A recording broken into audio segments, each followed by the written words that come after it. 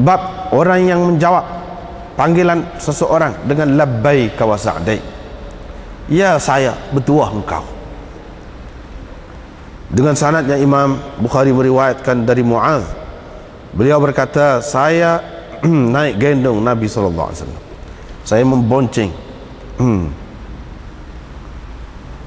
Faqala, Nabi SAW pun kata, wahai Mu'adz.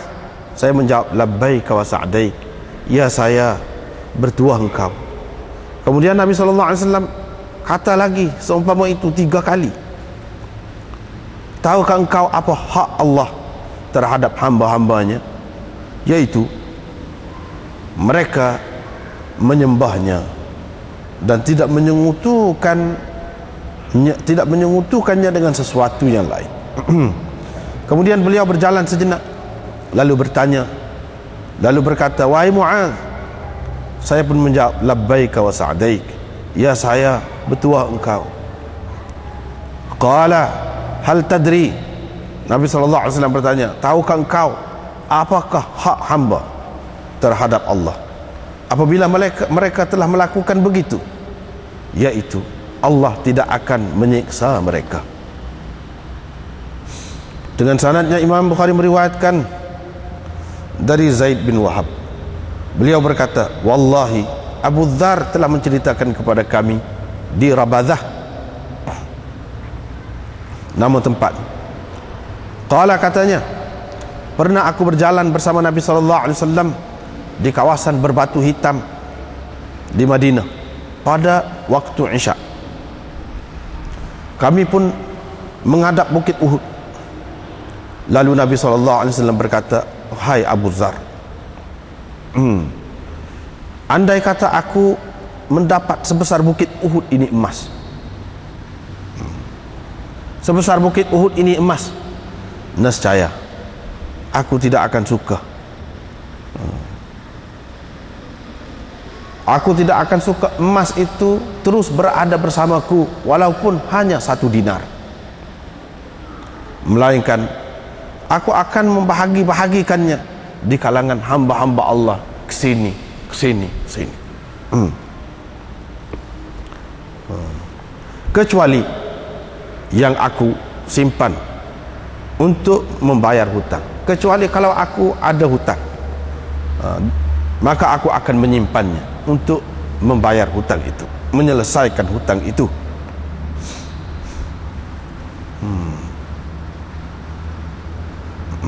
Wa arana biyadihi, dia menunjukkan kepada kami dengan tangannya, ini perawi, tunjukkan kepada kami dengan tangannya, mana bagi ke sini.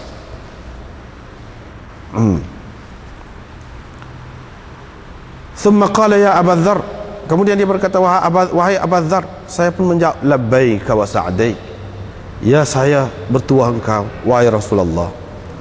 Qala, Nabi SAW berkata, al-aktsarun humul aqallun, orang yang paling banyak harta, humul aqallun, mereka yang paling sedikit akan datang, yakni dari segi pahalanya, kecuali orang yang melakukan begini, yakni orang yang belanja. Thumma qala li, kemudian Nabi SAW berkata kepadaku, makana, engkau duduk sini, jangan berganjak, jangan pergi kemana-mana, wahai Abu Dzar, sehingga aku kembali. Nabi SAW pun pergi sehingga hilang dari pandanganku. Tiba-tiba aku terdengar satu suara, aku bimbang kalau berlaku sesuatu yang tidak baik kepada Rasulullah SAW. Maka pun aku pun mau pergi, tetapi aku teringat pesanan Rasulullah supaya aku tidak berganjak, supaya aku terus berada di situ. Famakathtu, maka aku pun terus berada di situ.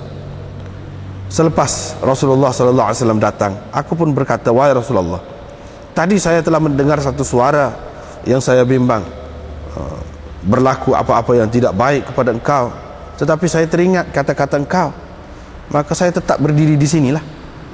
Nabi SAW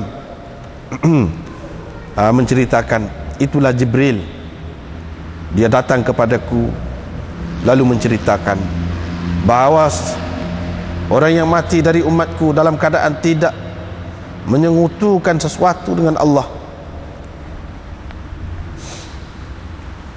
dalam keadaan tidak syirik, dakhalal jannah, dia pasti masuk surga. Qultu, saya bertanya, wahai Rasulullah, walaupun dia berzina, walaupun dia mencuri? Nabi SAW menjawab, walaupun dia berzina, walaupun dia mencuri. Saya berkata kepada Zaid, yang perawi di bawah tadi itu, perawi yang A'mash, berkata kepada Zaid, saya mendapat tahu bahawa yang menceritakan perkara ini ialah Abu Darda. Tetapi Zaid kata, aku bersaksi bahawa Abu Dzar benar-benar Abu Dzar yang meriwayatkan hadis ini kepadaku, bukan Abu Darda. A'mash berkata, Abu Salih telah menceritakan kepadaku dari Abu Darda seumpama cerita ini. Wa qala Abu Syihab anil A'mash yamkuthu indi fawqa thalathin. Tadi dia kata, ta'ti alayya laylatun aw thalathun indi minhu dinar. Hak ni yamkuthu indi fawqa thalathin, mana terus berada padaku lebih dari 3 hari. Mana tanpa syak seperti tadi riwayat ini. Bab seseorang tidak boleh membangkitkan seseorang dari tempat duduknya. Diriwayatkan dari Ibnu Umar dari Nabi SAW sabdanya, seseorang itu tidak boleh membangkitkan seseorang yang lain, seseorang dari tempat duduknya, kemudian dia yang menduduk tempat orang itu, yang menduduki tempat orang itu. Babun, ini bab firman Allah, idza qila lakum tafassahu fil majlis atau fil majalis fafsahu yafsahillahu lakum. Apabila dikatakan kepada kamu hendaklah duduk dalam keadaan yang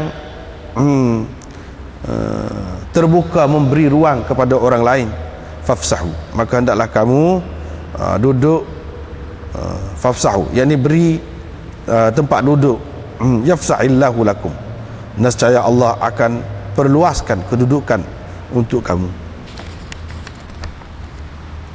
Diriwayatkan dari Ibnu Umar dari Nabi SAW bahawa baginda melarang seseorang dibangkit dari tempat duduknya, kemudian yang membangkitkan itu kemudian orang lain pula duduk di tempat itu.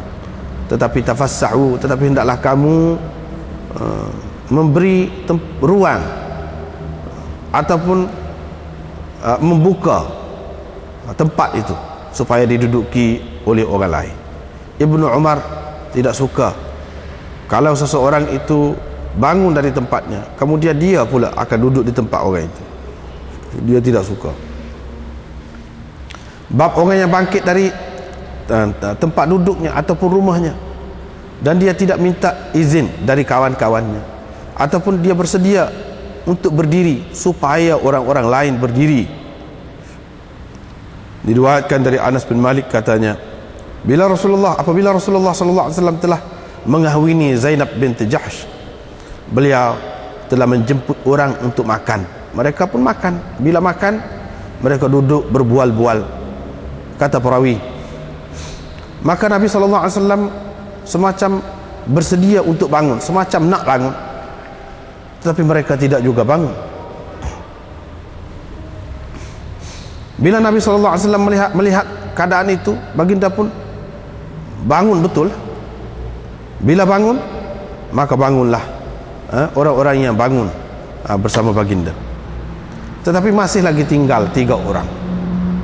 Nabi SAW datang untuk masuk, tetapi orang-orang itu masih lagi duduk. Kemudian mereka pun bangkit dan pergi. Kata perawi, aku pun pergi menceritakan kepada Nabi SAW bahawa mereka telah pun berangkat. Nabi SAW pun datang, lalu masuk ke rumah.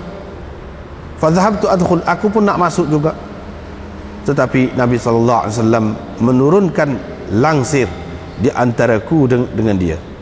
Maka Allah SWT menurunkan ayat ini, ya ayyuhalladzina amanu la tadkhulu buyutan nabiyyi illa an yu'dzana lakum. Wahai orang-orang yang beriman, jangan kamu masuk ke dalam rumah-rumah Nabi kecuali kalau diizinkan kepada kamu, hingga kepada firman-Nya, inna dzalikum kana 'indallahi 'azim.